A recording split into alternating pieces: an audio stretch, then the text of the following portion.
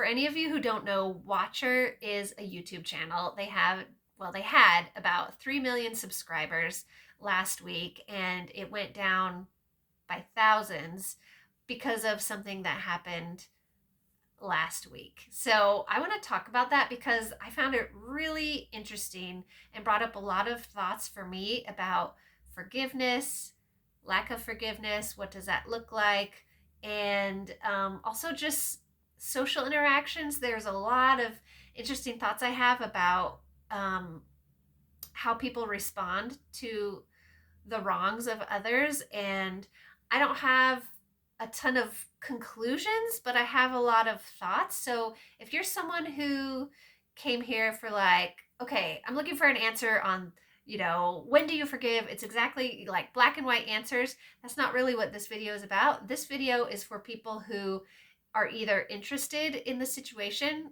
with Watcher, or even if you don't know anything about Watcher, if you're someone who's just interested in social interactions and kind of thinking through relational topics. So even though it's between like technically a company and their audience, it brought up a lot of really interesting thoughts about forgiveness or reactions to when people do something wrong. So if that's something you're interested in, stick around because that's what I'm going to talk about. So for any of you who don't know, again, so Watcher is a really huge YouTube channel that, they had, of course, everything for free for their audience because it's YouTube, and, you get paid in ads or sponsorships if you have a certain sized audience. So obviously they had like 3 million subscribers, so they had ad deals, they had sponsorship deals, and a really, really, really loyal audience. They started on BuzzFeed and then left there and started their own channel. It's 3 guys mainly, but they hired on, I think, about 25 people to turn this whole thing that they had going into a full-on company. So everything was going great, totally normal, just, people were enjoying their YouTube videos. They had a regular schedule that people came to love and be able to predict. And on Friday, I believe, their next video came out and it said goodbye YouTube. And a lot of people, me included, I thought, oh well, they're just trying to be funny, they're just trying to jump on the bandwagon of people leaving YouTube. And I watched the video and it turns out that they weren't kidding, and it was this really almost more like a serious video where a lot of things were said. You can go watch the videos yourself. I will link them down in the description here. So if you want all the full details, because there are a lot of details. And so, but basically the short version is they had a video saying, hey guys, YouTube has been great. Thanks so much to all our fans who got us here. We now want to put all our future shows, most of our future episodes, on our own separate website. And the fee was going to be kind of like a Netflix style streaming fee, like $5.99 a month or like $60 per year, something like that. And things were said in the video that made it sound like they were very out of touch with what their audience could afford. And it also kind of made it sound like, hey guys, you've been enjoying our content. We'd love for you to pay us for more content. So if you can't join us on that journey, then goodbye. I've only been watching their videos for like a few months. And even for me, I was watching it and like, oh, wow. Okay. Well, yeah, like $5.99 technically is less than other streaming services, but it just felt weird to me. But I kind of think the people on the YouTube shows that they do various different types of shows on their channel. I thought they were kind of cool. They're not perfect. They use a lot more colorful language than I am used to, but like their sense of humor and just their interactions, I just thought, they're a really lighthearted, fun, non-serious thing to watch on YouTube when I'm tired and I just want to numb out to something fun.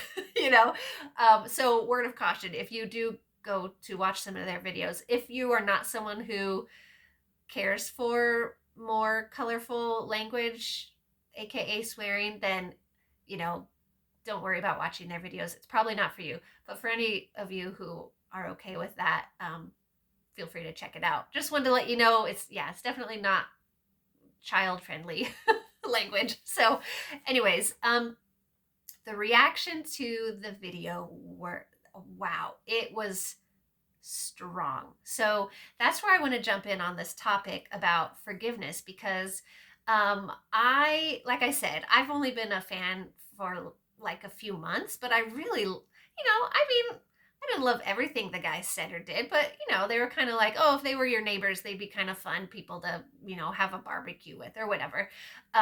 So their shows were funny. Some were not funny, so I just didn't watch the ones that weren't funny. But I was getting used to watching their episodes when they came out, and so even for me, like a kind of newer fan, I was like, I don't like that. That was not a good idea. I didn't think it was a good idea. I didn't think it was a good business move, but also relationally, like between YouTubers and an audience, it felt like, ouch, like, whoa, what? Blindsided. That's the word. It seemed like it was done in a way that really blindsided a lot of their fans. And oh my goodness, if you go check out that first video, the one that's called Goodbye YouTube, ooh, buckle up because the comments section is like, yikes. There's some super legitimate, like, hey guys, this doesn't seem like a good move, but hopefully you guys will come back and we'll miss you. Like, hey, this is kind of a bummer. This doesn't seem like the right move, or I don't really like how you guys did this. There are some legitimately expressed comments. So things ranged from that type of response to people throwing shade at the CEO and insulting him and saying like, I don't want to say. You can read people's comments. You know how to read. There's thousands and thousands of comments, tons of dislikes. It's like 200,000 dislikes on the video, 35,000 likes, something like that. And there are not, that I could find, there are not any positive comments like, hey, we like this. Great job, guys. I can't wait to sign up for your subscription service.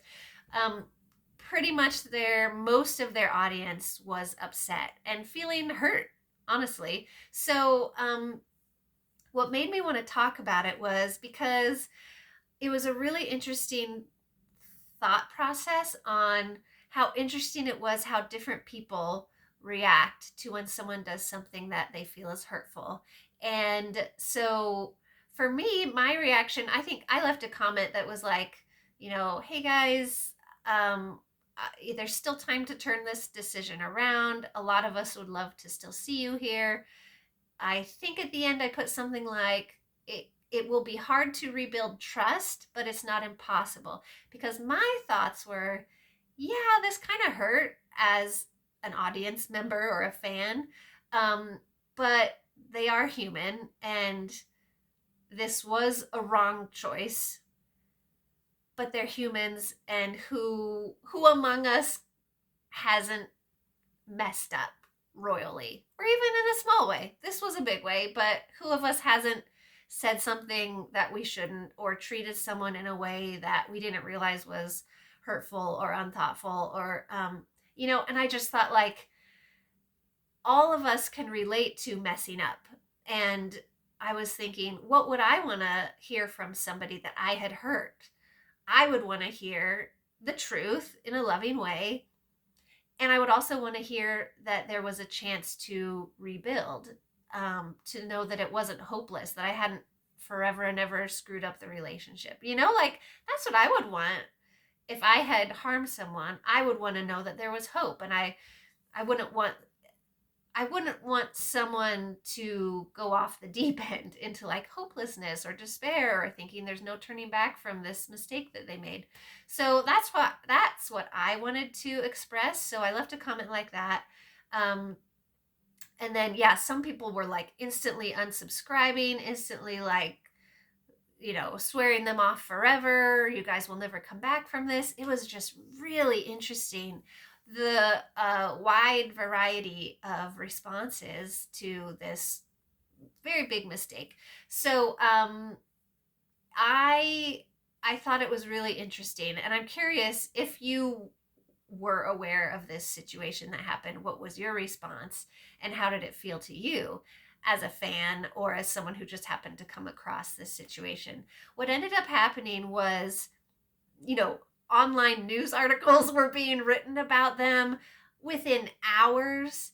Other YouTubers put up videos saying these YouTubers just wrecked their channel. These YouTubers just messed up their fans. These YouTubers just screwed up, like really like capitalizing on their situation. And I was like, ooh, it's just so interesting, isn't it? How when you feel wronged or when you are wronged by someone else, it's really interesting how sometimes we can take it to the extreme of, now we've turned against these people. Now I've turned against you. And you can actually start to become the harmer if you're not careful. So that's another reason I wanted to talk about it, and to just to bring up the fact that this is something that can happen when we're harmed by someone.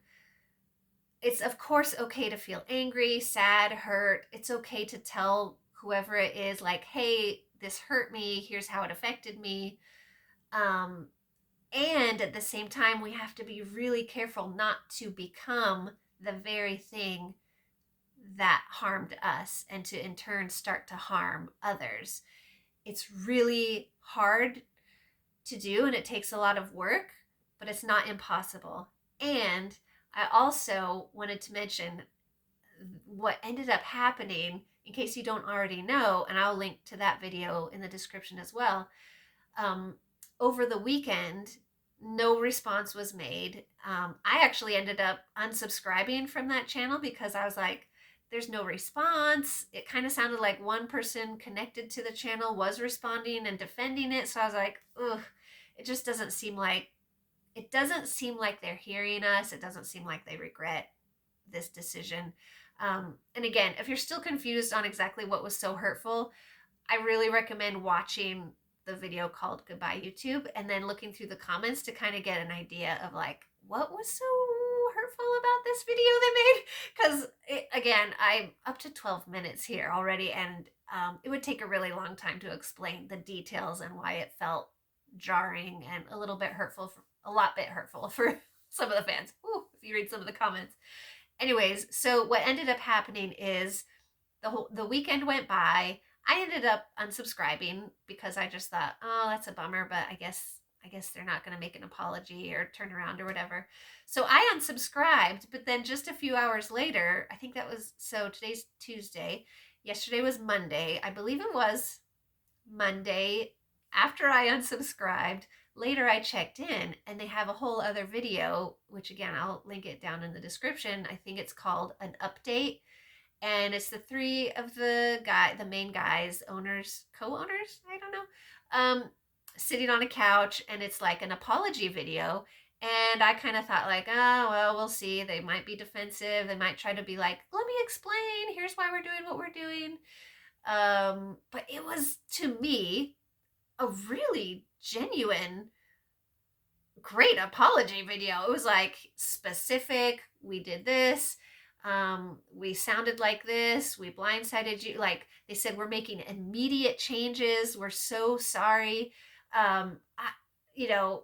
One of the guys, you could tell he's like reading a script and didn't seem as heartfelt, but I do kind of wonder if he just maybe socially has, I don't know, struggles with maybe like social interactions and like just, I don't know, some people, it's not like bad, it's just some people struggle more to understand like social interactions and emotions, and whether it's, I don't know if anyone is ever on a spectrum or if it's just not their gifting, I don't know, but some people for whatever reason have a harder time reading situations and what what helps someone feel heard and like it's a natural interaction. Anyway, all that to say, the apology to me was beautiful and it made me resubscribe. And I wrote a comment like, guys, thank you so much. I really appreciate this. I'm resubscribing. I'm here for the journey. Because to me, like, how many people, including big companies or a YouTube channel, actually apologizes in a really beautiful way? Like, I don't know. It's, to me, it's pretty rare that someone can actually own their stuff and say, like, here's the changes I'm making. This was the problem. We're so sorry. We're going to turn this around. So, anyways, it was a great video, I thought. And so I resubscribed, like I said. But the other interesting thing about forgiveness, which again I wanted to bring up, is because so many people in the comments, well, a lot of people felt the same way I did. And they were like, thank you so much, guys. That was really beautiful. Props to you guys. Respect, really cool. Very healing type of comments. But then there were some comments where people said, like, sorry, guys, too little, too late, or saying that the rest of us were forgiving too quickly, and remember that these people turned on their fans so easily. What's going to stop them from doing it again? Or, oh, this video was so ingenuine. It was really interesting to read through those comments and to just see, like, I just thought it was very interesting. Again, I don't have any solid conclusions on it, but I just thought it was so interesting how different people can receive the same thing in a completely different way than someone else. It was really interesting, and it got me to thinking, what is the difference between someone who watches that video and says, wow, thank you, yeah, apology accepted, let's repair, or whatever, or I'm here for the journey, whatever. What's the difference between that type of response, someone who has that type of response, versus someone who says, I don't trust it, this isn't genuine, too little, too late? A phrase that came to mind yesterday as I was thinking through all these things is, how long do we want the people who have harmed us? Again, I'm not talking about physically or emotionally. Like, I'm not talking like extreme situations. I don't want to say the word just because of YouTube, and I think you all know what I'm talking about when I say extreme situations. I mean in relational, either if you want to call it mistakes or lack of thoughtfulness or actual rudeness, whatever.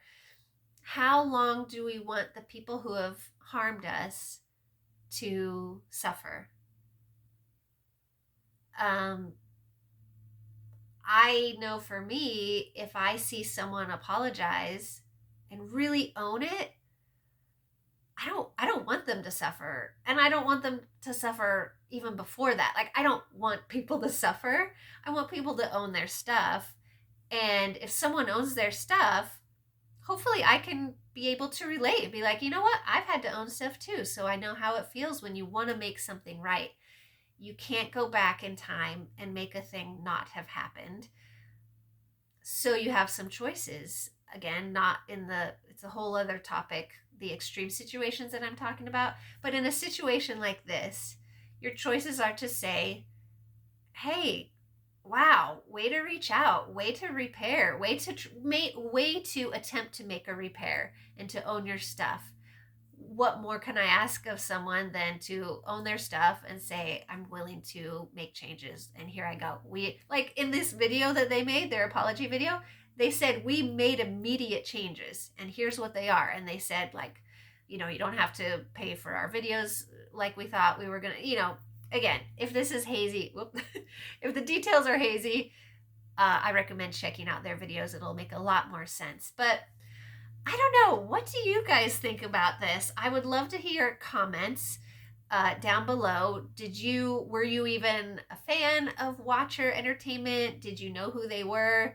What do you think of their first and second videos? I'm really curious. And what's your take on the things that I mentioned about forgiveness? I'm really curious. So let me know. Thanks for watching, and I will see you in the next one.